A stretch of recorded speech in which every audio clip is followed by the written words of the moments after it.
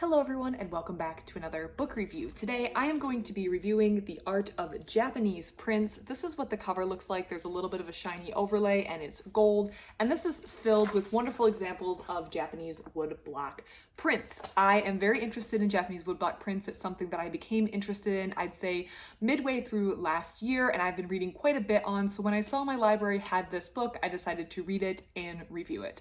First of all though, if you are new here, I post new book reviews almost every single day on my channel, so if that sounds interesting to you, feel free to stick around. Now we're going to talk about what's in this book, what I thought about this book, who I think this book could be aimed for, and things I think the book could have done better.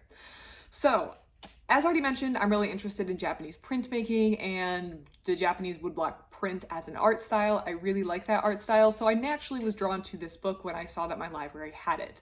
I actually have also read another book in this series, The Art of the Medieval Manuscript. It's part of a series, so that one is just mentioned back here on the back flap. If you do happen to see that, the review for that is on my channel. So if you're just interested in seeing another book in the series, the review is there.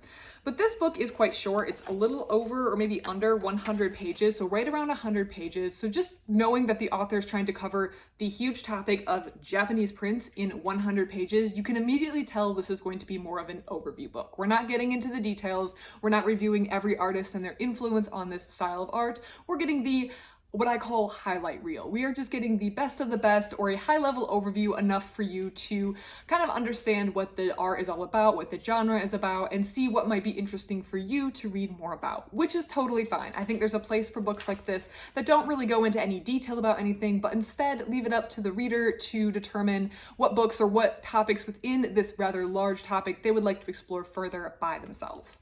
I'm just going to go over how the topics are listed out in the content section so you can get a feel for how the book goes. The style and design of this book is quite unique, so this is what the contents page looks like. It's quite different from your normal contents page. And we have the history of the Japanese prints, the changing character of prints, how they were made, masters and movements, themes and subjects, and influence and influences. And that's all going to be covered under 100 pages. Again, this is a highlight reel. So the chapters, like going here, the history of the Japanese print, we have this title page, and we have text that is interspersed with or illustrated by specific Japanese prints that refer to what the author would like to discuss. So again, very high level, very highlight reel-esque, but full of beautiful prints, and the artist and the information is all detailed right next to the print, so you easily know what this is being spoken about. So while this book was very interesting, I'm not sure this was a right fit for where I am in my, let's be a little esoteric and say, reading journey. I feel like when I first start out with a topic, a book like this is very topical. So no matter what topic I'm starting out with, let's say Japanese prints, if I hadn't read anything about it, if everything I knew about Japanese prints was what I was remembering from my world art class in college, a book like this might be topical. It might be relevant. It's going to give me the key introduction, the key players, the topics, the like 30-second overview of the history of the art, and that's what I'm going to have in this book. And there's a time and a place in my reading journey for that. At this point though, I have read a number of books about Japanese prints, so I feel like I'm not at the point where I can or I need a book like this. It felt very much to me like review because a lot of this information was stuff I already knew or already knew about. I had seen many of the prints before. That doesn't mean I don't want to see them again, but I had seen many of the prints before. I knew a lot about the history that was being discussed in the book. I had heard all of it, and while it was a great review, it by no means was a bad book. I think it was just too high level to where I am compared to everything that I have read. That being said, if you are just starting out, you have not read anything about Japanese prints, this might be a more appropriate start to where you want to start reading. I think the way to read this though is to read through this and find artists that you are kind of drawn to while looking at the prints. So on each print, as mentioned before, you have the artist, where are we? The artist down below and the title. So as you look through the prints, you start to notice styles that you like. I would write those artists down and then go seek out books specifically for those artists.